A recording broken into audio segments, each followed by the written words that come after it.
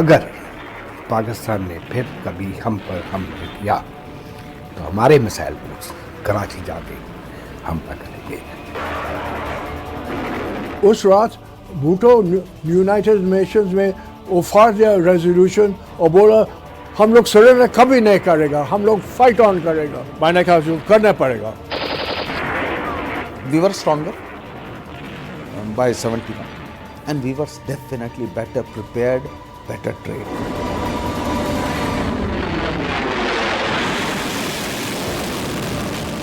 कागज टेबल पर था, हमने कहा Niazi general do you accept this document? 3 दफ़ा मैंने पूछा, कुछ नहीं जवाब दिया। जब हम उठाए उनका क्या बोला, I take it as accepted. बोलो प्लान यही था कि अगर कभी लड़ाई लड़ी गई तो मिसाइल्स पर कराची पर हमला करे। तो तैयारी पूरी थी। जो हुआ 71 में वो एक हिस्ट्री है। First and last public surrender of 93,000 Pakistan Army troops. Do you know what it means to win a war? A decisive war? और उस पर देश पर क्या असर पड़ता है उसका? तो 171 का तो मुकाबला कर ही नहीं सकते आप।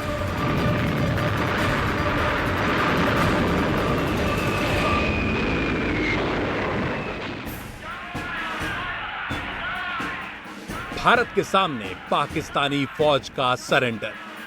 इससे पहले इतना बड़ा आत्मसमर्पण किसी फौज ने नहीं किया। हथियार डालते पाक सैनिकों की ये तस्वीरें सिर्फ इतिहास भर नहीं हैं। इसने दक्षिण एशिया का भूगोल भी बदल दिया। एक ऐसा बदलाव जिसे पाकिस्तान हजम नहीं कर सका, न तब न अब। लेकिन दुनिया बदल गई।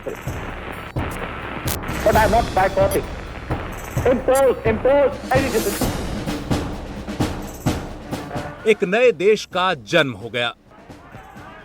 मुक्ति वाहिनी का संघर्ष अंजाम तक पहुंचा। बंगबंधु शेख मुजीबुर रहमान की लड़ाई रंग लाई। वो रिहा हुए और भारत का वादा पूरा हुआ। हमने यहाँ भारत में भी 3 वादे किए थे अपनी जनता से। पहले ये कि जो शरणार्थी यहाँ आए हैं वो सब वापस जाएंगे। दूसरा ये कि हम हर तरह से मुक्ति वाहिनी की सहायता करेंगे, बांग्लादेश के लोगों की मदद करेंगे।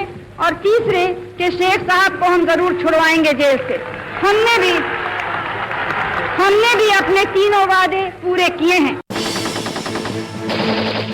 1971 की जंग एक ऐसी लड़ाई जो कड़े सियासी फैसले और भारतीय फौज की बहादुरी की बेहतरीन मिसाल बनी।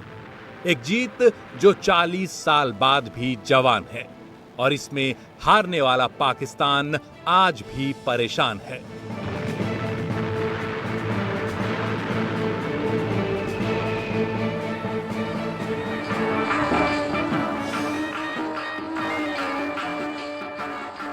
टैंक के ऊपर जीत का जश्न मनाते भारतीय जवान।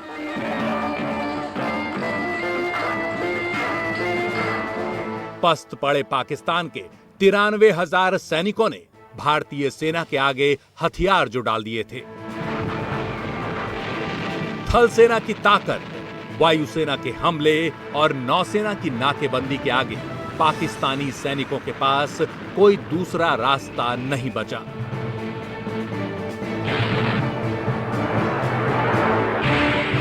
जॉइंट कमांड को दे सरेंडर। अब यहाँ सिर्फ सीज फायर करे। तब हम अलग कया नियाज़ी का बोला, लोक नियाज़ी जनरल साहब, if you surrender we can protect you, your families and everyone else. If you don't surrender हम जिम्मेदारी ले नहीं सकता। What happens to you and your families? अच्छा, मैंने कहा कि I give you 30 minutes. If you don't surrender, I'll order the resumption of hostilities and the bombing of Dhaka cantonment. 30 minutes. दुनिया के नक्शे पर बांग्लादेश का नाम कैसे उभरा, ये जानने के लिए 40 साल पुराने उन हालात में वापस लौटना होगा जिन पर इस जंग की बुनियाद खड़ी हुई। शुरुआत हुई पाकिस्तान की नेशनल असेंबली में शेख मुजीबुर रहमान की शानदार जीत से, जिसका सीधा मतलब यह था कि अब पूर्वी पाकिस्तान को सैनिक शासन से निजात मिलने वाली है। लेकिन पश्चिमी पाकिस्तान के हुक्मरानों को यह बात किसी भी कीमत पर मंजूर नहीं थी। नतीजा ये कि पूर्वी पाकिस्तान में लोगों का विद्रोह सड़कों पर फूट पड़ा।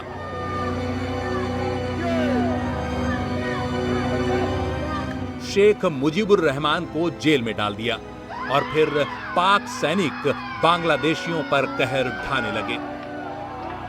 सेना के खौफ से लाखों की तादाद में शरणार्थियों के जत्थे पूर्वी पाकिस्तान से भारत की सीमा में दाखिल होने लगे।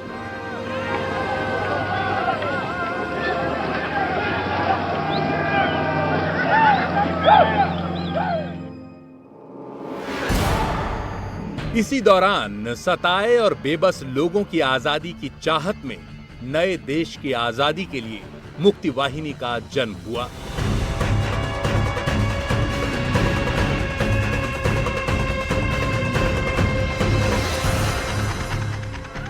अगर जन विद्रोह नहीं होता तो बांग्लादेश का वो नहीं होता। भारत ने सिर्फ मदद की, विद्रोह वहाँ का आम आदमियों में था। अगर आप देखें कि मार्च में जो घटनाएं हुई जिसमें कि लाखों लोगों को मार दिया गया और जिस तरीके का दमन चक्र जो है पाकिस्तानी सेना ने बांग्लादेशी नागरिकों के ऊपर किया, उसका ये फल था। पूर्वी पाकिस्तान के बदतर होते हालात भारतीय प्रधानमंत्री इंदिरा गांधी को अपने army chief general SHFJ Manekshaw यानी सैम बहादुर से ये पूछने से नहीं रोक सके कि क्या आप हमले के लिए तैयार हैं, और सैम का जवाब भी अपने चिर परिचित अंदाज में मिला, I am always ready Sweety.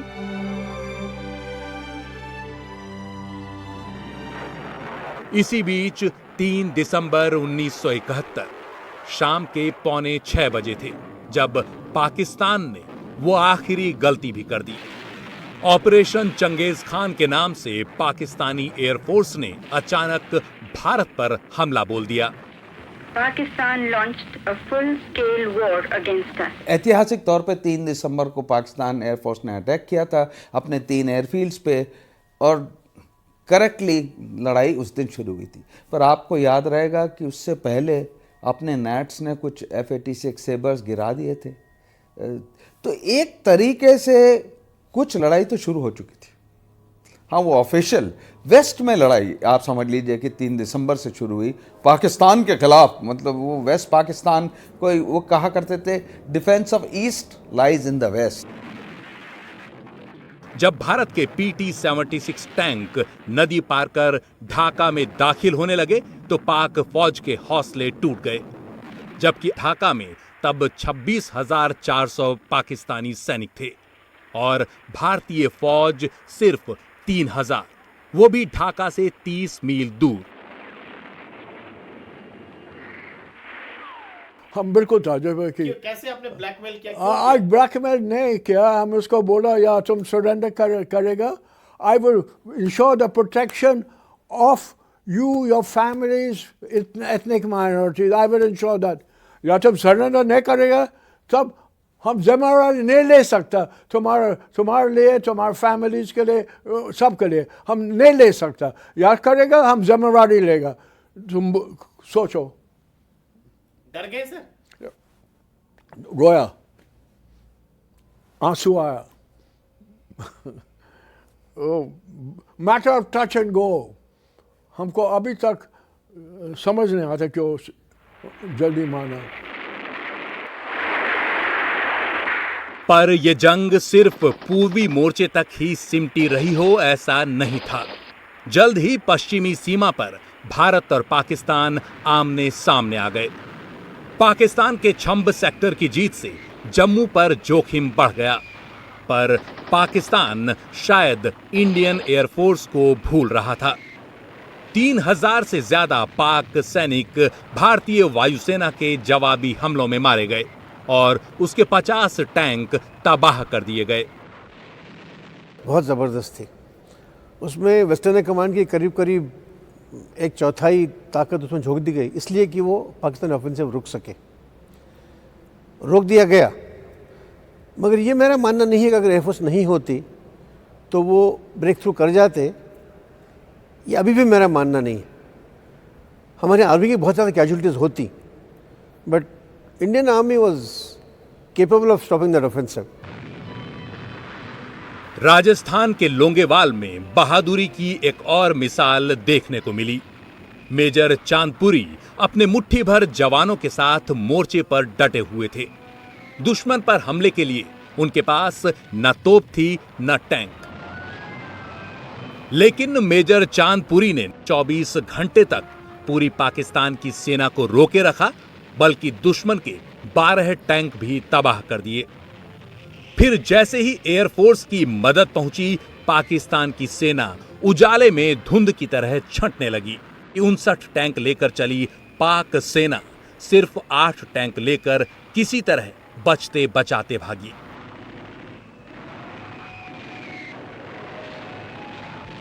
उधर पठानकोट के करीब बसंतर नदी के किनारे का मोर्चा भी यादगार रहा, जहां भारतीय जांबाजों ने एक ही दिन में करीब 50 पाकिस्तानी टैंक बर्बाद कर दिए और पाकिस्तान की सरहद में काफी भीतर तक दाखिल हुई भारतीय फौज ने करीब 14,000 वर्ग किलोमीटर दायरे पर कब्जा जमा लिया।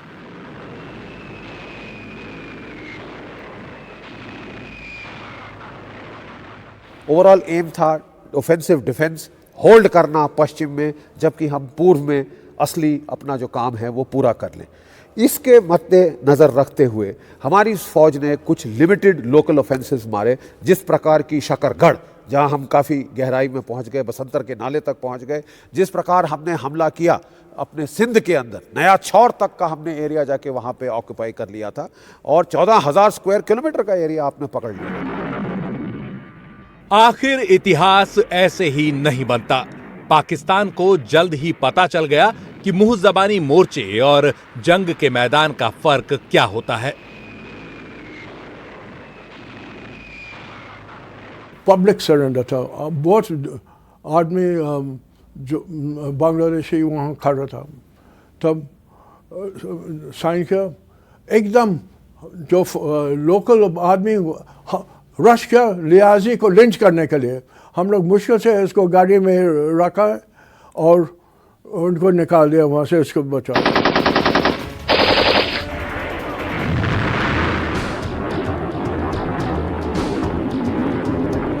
पाकिस्तान ने पहला हमला शायद ये समझकर किया कि पहले आओ पहले पाओ, लेकिन इंडियन एयरफोर्स भी घात लगाए बैठी थी। उसने एक साथ पूर्वी और पश्चिमी पाकिस्तान यानी दोनों हिस्सों पर अपना मोर्चा खोल दिया। सिर्फ 48 घंटे में पूर्वी पाकिस्तान की हवाई ताकत मिट्टी में मिल गई। उसके सारे एयरफील्ड तबाह हो गए, 14 एयरक्राफ्ट मार गिराए गए और बचे हुए 5 पर कब्जा कर लिया गया। वो बहुत छोटी फौज थी, तो उनके पहले तो एयरफील्ड्स पे अटैक किए गए। ढाका एयरफील्ड जहां उनके F-86 बेस थे उसको नष्ट ही कर दिया गया। वो रनवे वनवे खत्म ही हो गया, तो उड़ ही नहीं सकते थे वो। ढाका के गवर्नर हाउस पर हमला। इस चोट ने पाकिस्तानी फौज को उसकी हैसियत दिखा दी। सन 50 के डिजाइन हैं वो। खबर आई कि गवर्नर साहब ईस्ट पाकिस्तान के गवर्नर हाउस में एक मीटिंग कर रहे हैं, तो MiG-21 गए और एक नक्शा नहीं हुआ करता था ढाका में, किसको पता था गवर्नर हाउस कहाँ है, तो किसी बंगाली ने एक टूरिस्ट का मैप दिया था और कहा था एक सिनेमा हॉल के पास है वो। तो उस टूरिस्ट मैप से लेके MiG-21, जिनके पास कोई एड नहीं होती है कॉकपिट में, अब तो बहुत सारी एवियोनिक्स आ गए हैं, उससे गवर्नर के घर में अटैक किया और रॉकेट चलाए जो उसकी खिड़की और रोशनदान के अंदर से चले गए। गवर्नर साहब वहाँ से दौड़े हैं और सामने एक होटल था जहाँ पे इंटरनेशनल कॉरेस्पॉन्डेंट्स रहते थे, एक तरह से कह दीजिए वो रेड क्रॉस का होटल था, वहाँ जाके छुप गए। दरअसल जंग के जानकारों ने काफी सोच समझकर रणनीति बनाई थी। खासकर दिसंबर का महीना इसलिए चुना गया कि तैयारी के लिए मुकम्मल वक्त मिल जाए, जमीन अगले कुछ महीनों तक सूखी मिले और इस दौरान हिमालय के उस पार चीन से हमले की आशंका कम हो जाए, क्योंकि बर्फबारी की वजह से दिसंबर के महीने में दर्रे बंद हो जाते हैं। जवानों को नदियां पार कराना हो या हेलीकॉप्टर से टुकड़ी लैंड करानी हो, यह सब एयरफोर्स के जिम्मे था। भारतीय नौसेना तो मानो इंतजार में बैठी थी कि कब 1965 में द्वारका पर हुए हमले की कसर निकाली जाए। पूर्वी समुद्री इलाके में एयरक्राफ्ट कैरियर विक्रांत अपने सीने पर सी हॉक्स की टोली लिए गश्त लगा रहा था, तो 8 दिसंबर को पश्चिम में पाकिस्तान के सबसे अहम बंदरगाह कराची पर हुए मिसाइल हमले ने पाकिस्तान की नौसेना की कमर तोड़ दी।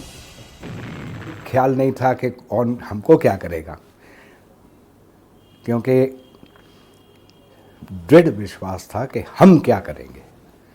तो कोई फिक्र नहीं था, ख्याल नहीं था कि वो क्या करेंगे, वो बात की बात है। हमारी प्लानिंग ये थी कि हम क्या करेंगे।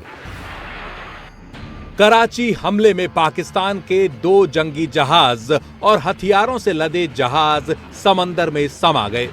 कराची ऑयल डिपो हफ्ते भर से ज्यादा जलता रहा। पाकिस्तान की नौसेना का गढ़ तबाह हो चुका था। उस समय 71 में ये सोवियत मिसाइल बोट जैसा ऑफेंसिव वेपन किसी के पास नहीं। आपको डर नहीं था कि पाकिस्तानी कुछ कर सकते हैं? नहीं, बिल्कुल डर नहीं था। मैं क्यों डरूं? डरना तो दूसरों को चाहिए था। मेरी ऑफेंसिव एबिलिटी देखकर हमको क्यों डर लगे।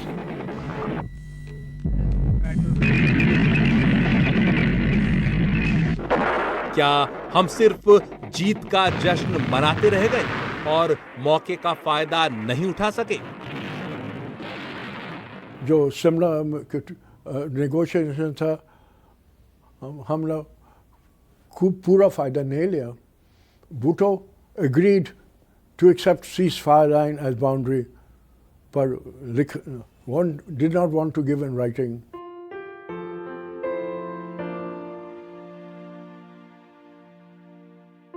भूल चूक अपनी जगह है, लेकिन हकीकत को हम नजरअंदाज नहीं कर सकते। मौजूदा माहौल में अगर दोस्ताना रिश्ते वाला बांग्लादेश न होता तो शायद हम एक और मोर्चे पर लड़ रहे होते।